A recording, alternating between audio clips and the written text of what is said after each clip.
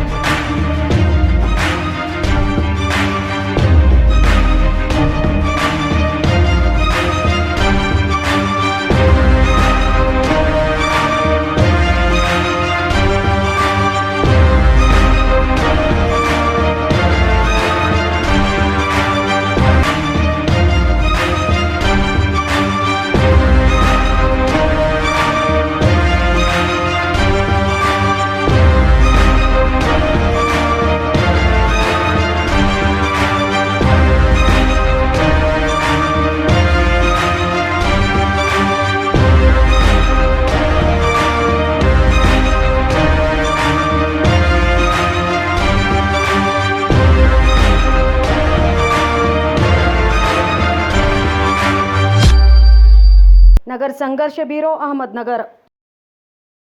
जिल्ह्यातल्या महत्त्वाच्या बातम्या जाणून घेण्यासाठी आजच आपल्या आवडत्या नगर संघर्ष न्यूज सबस्क्राईब करा व त्या शेजारील बेल आयकॉनला क्लिक करा व इंस्टाग्राम व शेअर चॅटला फॉलो करा.